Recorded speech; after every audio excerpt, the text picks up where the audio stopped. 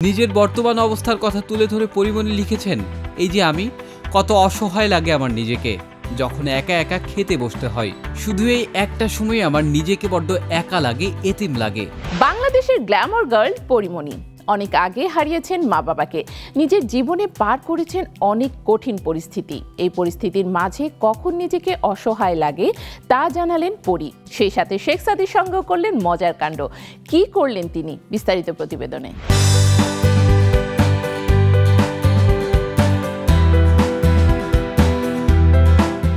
Showbiz অঙ্গনের Glamour girl Pori Moni সামাজিক যোগাযোগ মাধ্যমে বেশ সরব থাকেন সবসময়। নিজের জীবনের নানা ঘটনা পরিস্থিতি ভাগাভাগি করে নেন দর্শক ভক্তদের সঙ্গে। সর্বদা চঞ্চল পরীর জীবনেও রয়েছে বেদনার অংশ। পরিমণির মা বাবা মারা গেছেন অনেক আগেই। বেড়ে উঠেছেন তার নানার বাড়িতে।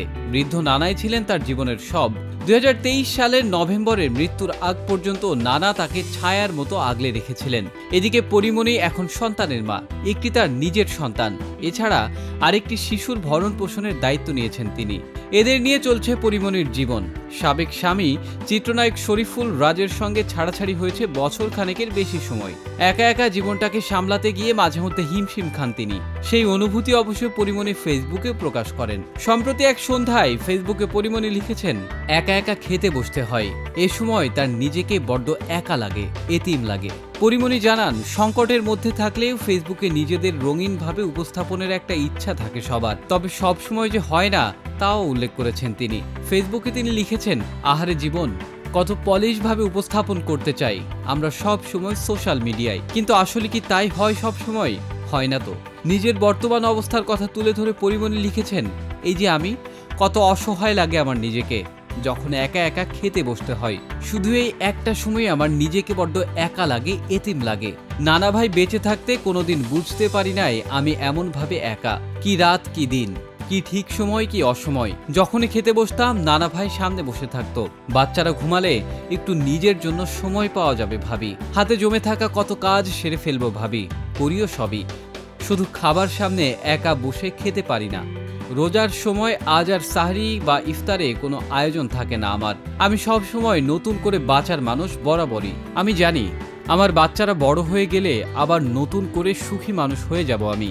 সময় বা অসময়ে তখন একা বসে খেতে তো হবে না আর।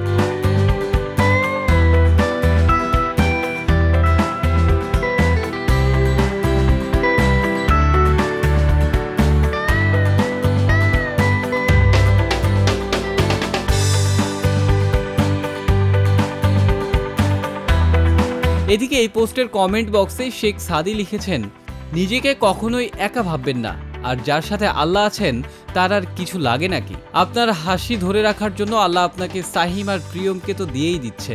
তিনি আরো বলেন, হাসি খুশি থাকুন, জীবনকে উপভোগ করুন। এরপরেও খেতে কষ্ট হলে feel free to call me. এর উত্তরে পরিমণি লিখেছেন, শেখ সাদি পিচ্চি পোলা, তোরে ফোন দেওয়ার মতো টাকা নাই রে আমার ফোনে শোনা। তাদের এই কমেন্ট নিয়ে নেটিজেনরা অবশ্য দুয়ে দুয়ে চার মেলাতে ব্যস্ত হয়ে পড়েছেন।